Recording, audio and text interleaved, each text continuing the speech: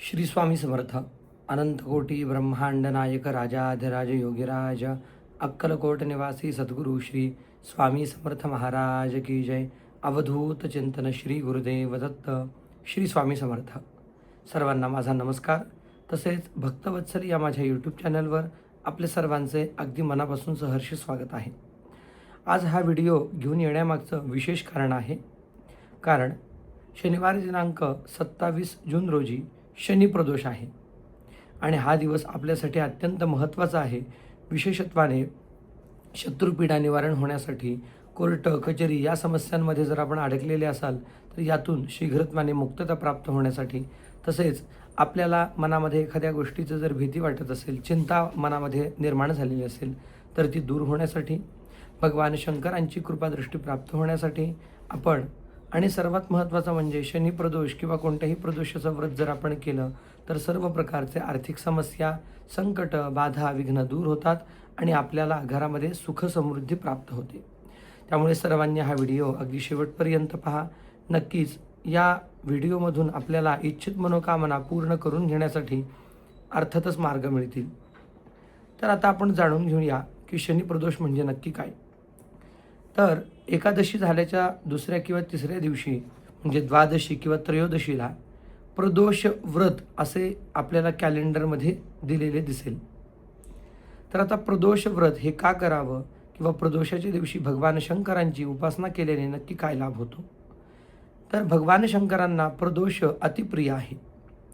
शनिप्रदोष, भौमप्रदोष, सोमप्रदोष असे प्रदोष असतात. म्हणजे शनिवारी येणारा शनिप्रदोष, सोमवारी येणारा सोमप्रदोष, मंगळवारी येणारा भौमप्रदोष. आणि हे जे प्रदोष आहेत हे अतिश्रेष्ठ फळ देणारे आहेत. कारण स्वामी महाराजांच्या गुरुलीलामृत या ग्रंथामध्ये याचं वर्णन आलेलं आहे. प्रदोष व्रत अतिश्रेष्ठ, शनी सोमत्यात विशेष, आचरिता महासंकट, नाश पावे क्षणार्थे. तर अर्थातच शनिप्रदोष हा आपल्याला अत्यंत लाभदायक ठरतो. तर आपल्या जीवनामध्ये विविध प्रकारच्या अडचणी असतात, संकट असतात. प्रामुख्याने जे लोक कौटुंबिक वादांमुळे, कोर्ट कचेरी या समस्यांमध्ये अडकलेले असतील, शत्रुपीडेचा त्रास होत असेल, त्यांनी नक्की पुढीलप्रमाणे उपाय अवश्य करावा. किंवा ज्या मुलामुलींचा विवाहयोग लवकर येत नाही, विवाहयोग लवकर येण्यासाठी, नोकरीच्या ठिकाणी जर वरिष्ठांकडून आपल्याला जाणून बुजून त्रास देण्याचा प्रयत्न होत असेल किंवा त्यांच्यामुळे आपल्याला मनस्ताप होत असेल तर तो पण कमी होण्यासाठी विशेष उपाय सांगणार आहे. तर प्रदोष व्रत हे आपल्याला सर्व इच्छित मनोकामना पूर्ण करून देण्यासाठी अत्यंत लाभदायक ठरते. प्रदोषाच्या दिवशी आपण नक्की काय करावं, कशा पद्धतीने उपासना करावी.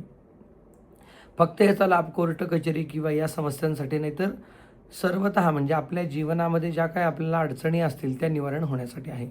बऱ्याचदा असं होतं की घरामध्ये एखादी व्यक्ती वारंवार आजारी पडते, आजाराचा त्रास होतो, औषध उपचार घेत असतानाही त्याचा काही फरक पडत नाही. तर अर्थातच भगवान शंकरांची उपासना आपल्याला उत्तम आरोग्य प्राप्त करून देते, दीर्घायुष्य प्राप्त करून देते, अपमृत्यूचा धोका निवारण होतो. त्याचप्रकारे आपल्याला नक्कीच भगवान शंकरांची कृपादृष्टी प्राप्त होते. तर आपल्याला काय करायचं आहे, प्रदोषाच्या दिवशी म्हणजेच दिनांक 27 जून रोजी सकाळी लवकर उठायचं आहे. सूर्योदयापूर्वी स्नान करायचं आहे. घरातील देवांची पूजा करायची आहे.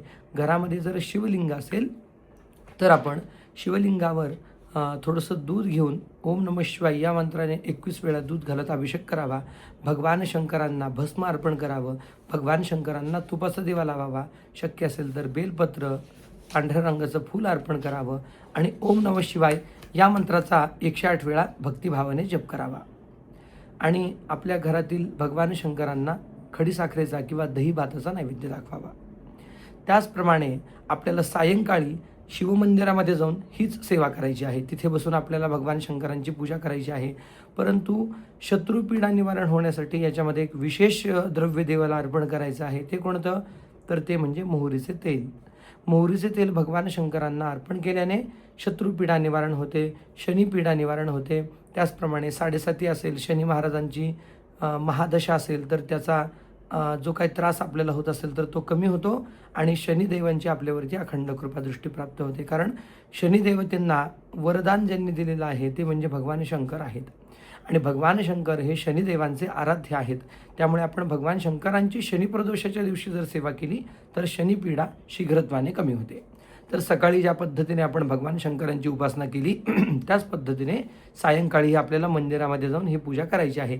मंदिरामध्ये शक्य नसेल तर हरकत नाही, घरामध्ये पूजा केली तरी चालेल. आणि आपल्याला जर शक्य असेल तर दिवसभर आपण उपवास करायचा आहे, भगवान शंकरांचं नामस्मरण करायचं आहे.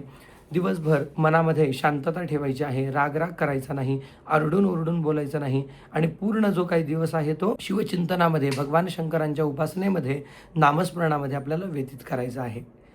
त्याचप्रमाणे आपल्याला शनिदेवांची पीडा निवारण होण्यासाठी, शत्रुपीडा निवारण होण्यासाठी, मनातील भय निवारण होण्यासाठी हनुमंतरायांची उपासना अवश्य करायची आहे. अर्थातच भगवान शंकर आणि मारुतीराया हे एकच आहेत. म्हणजेच मारुतीराया हे भगवान शंकरांचेच अवतार आहेत किंवा त्यांचे स्वरूप आहेत, त्यांचे अंश आहेत. त्याच्यामुळे आपण शंकरांची जरी उपासना केली, त्याचप्रमाणे आपण मारुतीरायांची उपासना केली तर आपल्याला अधिक प्रमाणामध्ये फळ मिळेल.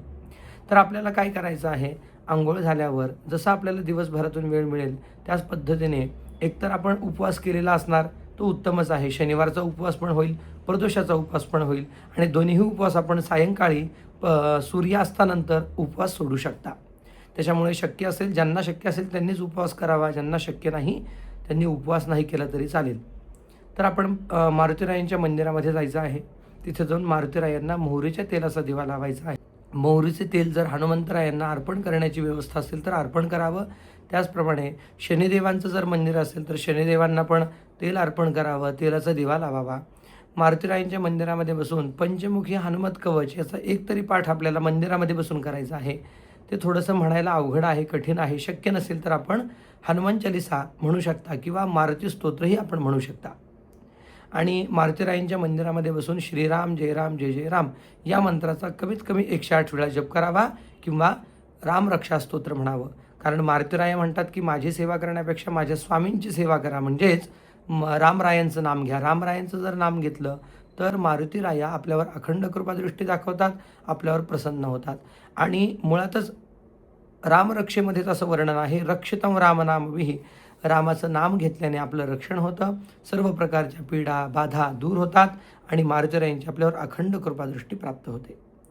हे जे 2 उपाय मी आपल्याला सांगितलेले आहेत ते आपण भक्तिभावाने करावेत.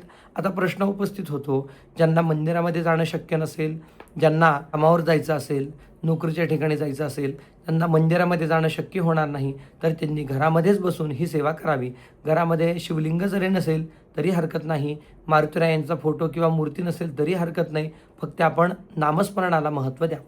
फक्त मोहरीच्या तेलाचा दिवा भगवान शंकरांच्या आणि मारुतीरायांच्या नावाने आपल्या घरच्या देवाजवळ लावावा. तिथे बसून ओम नमः शिवाय या मंत्राचा जप करावा.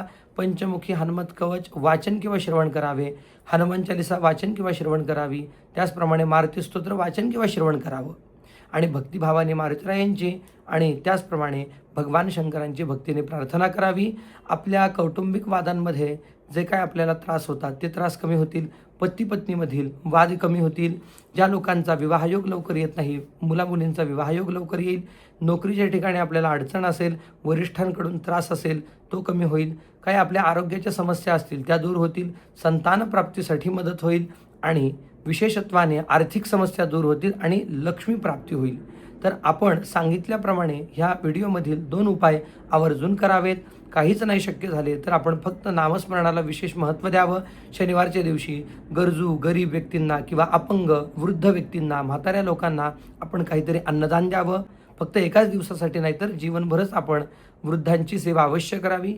याने शनिपीडा निवारण होते. त्याचप्रमाणे साडेसतीचा त्रास कमी होतो. अन्नदान करावे. त्या दिवशी भगवत चिंतन करावं आणि शनिवारचा दिवस प्रदोषाचा म्हणजे शनी प्रदोषाचा दिवस आनंदामध्ये व्यतीत करावा. नक्कीच आपलं जीवन अत्यंत सुखमय आणि आनंदमय होईल. हा व्हिडिओ जर आपल्याला आवडला असेल तर आपल्या जवळच्या प्रत्येक व्यक्तीपर्यंत आवर्जून पोचवा.